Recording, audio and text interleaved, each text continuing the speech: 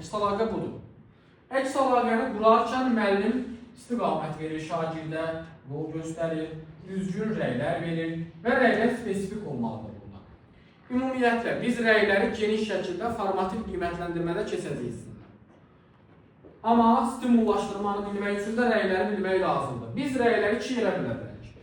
Bir konstruktiv rəyləri var. Konstruktiv. Bir də destruktiv rəylər var. Sizcə hansı düzgün rəydir? Konstruktiv əlbəttə ki, düzgün rəydir. Destruktiv yanlış rəydir. Bəli, baxın, sual verirəm indi.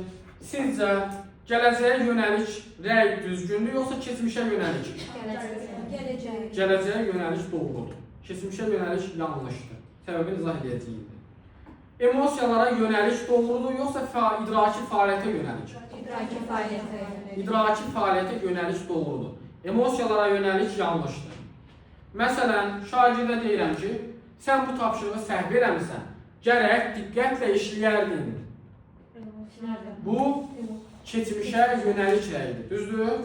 Gərək diqqətlə işləyərdin, bu keçmişdir, yanlışdır. Artıq şagird səhv eləyibmi? Eləyib. Gərək diqqətlə işləyərdin deməyim, nəyi dəyişir ki? Heç nəyi dəyişmir, düzdür? Amma əvəzində nə deyə bilərəm? Sən bu tapşırığı səhv eləmirsən, bəli, yüksək dəyərləndirirəm sənin çalışmağını, lakin səhvin buradadır. Bunu düzəltmək üçün spesifik olmalıdır rəyhəmdə, dəqiq deməliyəm. Get yenidən işlə yox. Bunu düzəltməyin üçün falan qaydaları yenidən təkrarla, falan mövzunu oxu, nümunə tapşırıqları işlə və tapşırığı yenidən həll elə. Bu oldu artıq gələcəyə yönəlikdir. Mən şagirdi irəliyə doğru apardım.